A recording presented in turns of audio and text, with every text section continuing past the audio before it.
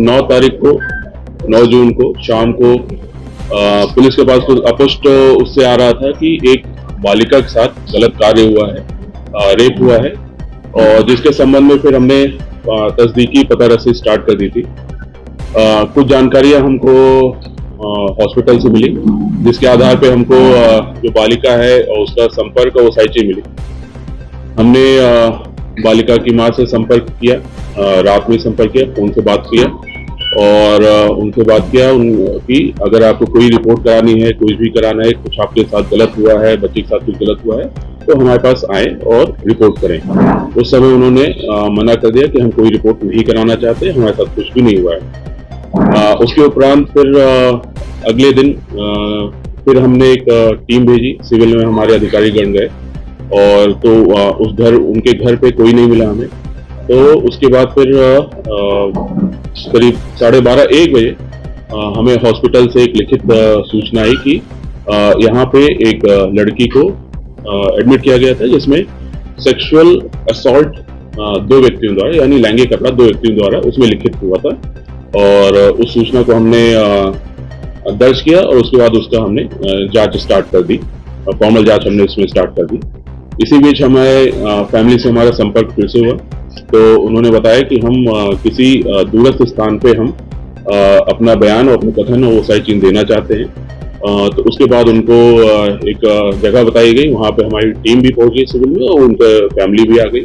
और उसके बाद वहाँ पे लड़की के बयान कल शाम को देर रात में दर्ज हुए थे, और जिसमें उसने 2 अज्ञात लोगों द्वारा छेड़छाड़ की घटना बताई थी। उस समय उसने ये बताया लड़की ने कि ये टॉयलेट करने गई थी, उसी बीच उसको चक्कर आ गया। जब चक्कर से उसको जब उसके ऊपर कोई पानी डाला, जब चक्कर से उसे होश आया, जब बेहोशी से, तो उसके साथ कुछ लोगों ने छेड़छाड़ की कोशिश की, उसको फिर से बेहोश हो गई और जब उठी तो वो हॉस्पिटल के बाहर कहीं पे थी और उसके भाई और उसकी मदर वहाँ पे आई थी और फिर उसको ले जाके उन्होंने एडमिट कराया था। ये उसने कल बयान में दिया था, जिसके आधार पर हमने 354 पुरानी धारा आईपीसी के अंतर्गत उसमें अज्ञात 2 आरोपियों के खिलाफ किया।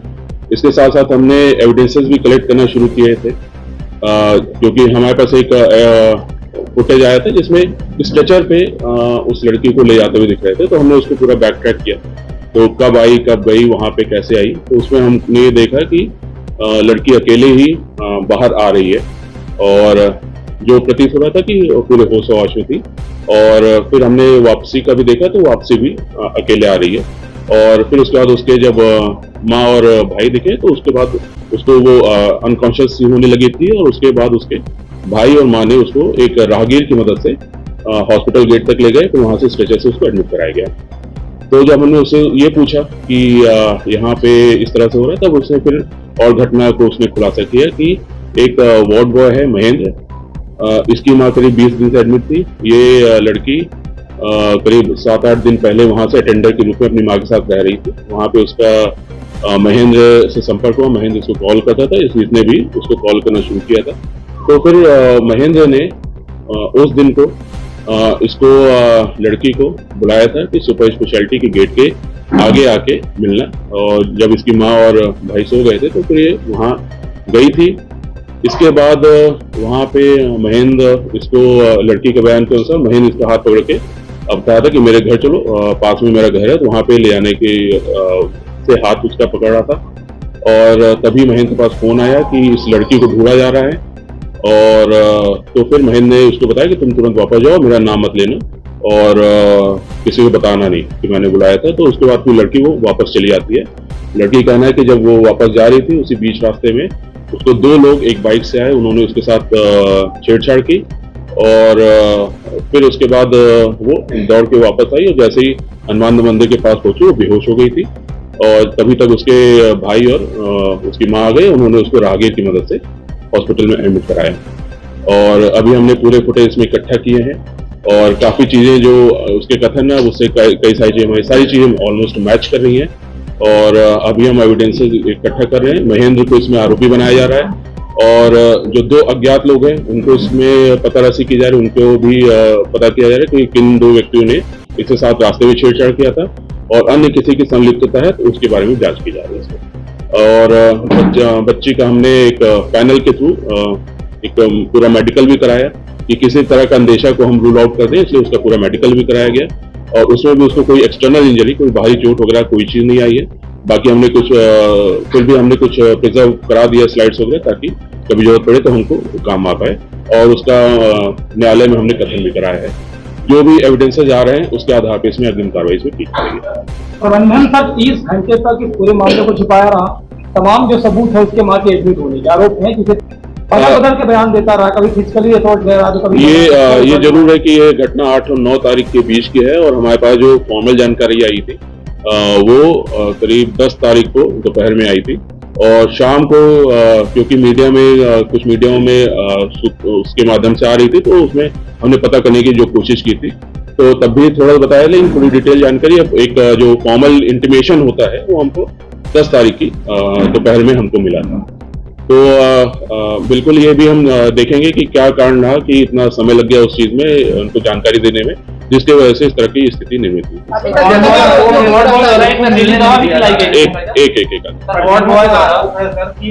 बच्चे से मिलने नहीं दिया जा रहा करीब 6-7 घंटे से। बच्ची की माँ बच्ची के साथ ही है, हमने उनके साथ ही रोका है उनको। बच्चे के जो बच्ची है उसके भाई और उसके एक और परिजन मामा, जब वहां पे हम कथन के लिए बुलाए थे तो वो भी वहीं पे थे। तो ऐसा गलत है कि उसके साथ नहीं मिलने दिया है। अभी न्यायालय कथन के बाद भी हमने पूरे जो परिवार है उसको भी सुपुर्द कर दिया। वैसे बच्चे की माँ उसके साथ ही रुकी थी। इसके बारे में हमने पूछा है तो बच्ची ने बताया था, बालिका ने बताया था कि करीब 6-7 मतलब शाम को उस दिनांक को 8 तारीख को उसके गले में कोई दिक्कत थी, तो उसने बताया था वार्ड बॉय को, तो उसने एक टैबलेट लाके दिया था। और लेकिन वो 8 बजे की बात हो, ये जो पूरा जो घटनाक्रम है ये 1 बजे रात की बात है। तो इसको पूरी तरह से स्पष्ट करना है, पूरी तरह से उसको करना है कि कोई नशीली दवा खिलाया था, वो संभव नहीं लग रहा है। सर आपने अभी कहा कि वो जो घटना हुई है बाइक सवारों के द्वारा की गई, मतलब 2 युवक जो अज्ञात हैं, तो क्या गलियारे में ये घटना हुई थी किस तरीके से? मेन रोड की वो बता रही लड़की जब सुपर स्पेशलिटी साइड से इस साइड वापस आ रही थी, तो वहां पे उसका बताना है कि वहां पे 2 लोग ने आए थे उसके साथ छेड़छाड़ उन्होंने किया था और फिर तुरंत निकल गए थे। मेडिकल में सेक्सुअल असॉल्ट नहीं है, पॉक्सो भी लगी है और छेड़छाड़ भी लगी है। पॉक्सो में छेड़छाड़ की बात है। कौन? मनीष, अन्य 2 लोग हैं, विकास और मनीष, उनको हम सस्पेक्ट्स के रूप में देख रहे हैं। उनको अगर संलिप्तता पाई जाएगी तो उनको भी इसमें आरोपी कार्यवाही करेंगे आप, क्योंकि उन्होंने गुमराह किया है कानून व्यवस्था को, तमाम जो है एक अफवाह फैलने में उनका भी एक बड़ा जिम्मेदार है। अभी जो हम है मूल जो प्रकरण है उसकी हम जांच कर रहे हैं, साथ ही साथ जो डॉक्यूमेंट्स इकट्ठा करेंगे, सारी चीजों को देखेंगे। यदि ऐसा लगता है तो फिर हम उस हिसाब से उसमें आगे कार्रवाई करेंगे। राहुल मिश्रा अधीक्षक हैं, वो इससे पहले कबूल रहे थे दुष्कर्म हुआ है 2 लोगों के, उनका बयान है, हमारे सवाल का उन्होंने जवाब दिया था। इसके बाद में अब लगातार बयान बदलते चले गए, इसका मतलब इसकी जांच क्या होगी, क्या वाकई में कहीं? मैं देख लूंगा उनके बयान क्या है, और जो हमको मेडिकल रिपोर्ट्स दिया था उन्होंने, उसमें इस तरह की कोई जानकारी नहीं आई। फिर हमने जो इंडिपेंडेंट पैनल से यहाँ पे डिस्ट्रिक्ट हॉस्पिटल में कराया, उसमें भी किस दुष्कर्म का कोई नहीं आया, लड़की के ऊपर कोई एक्सटर्नल इंजरी भी नहीं है। तो अभी तक ऐसा कोई संभावना नहीं लगी है, और दोनों पैनल्स या मतलब जो इंडिपेंडेंट पैनल उसके द्वारा भी ऐसी कोई संभावना आप लोगों ने रात को गोविंदर थाने में बुलाने की बात कही है, और उसको लेकर मतलब एक ऑडियो वायरल हो रहा है सोशल मीडिया में, उसको लेकर क्या बताया उसने?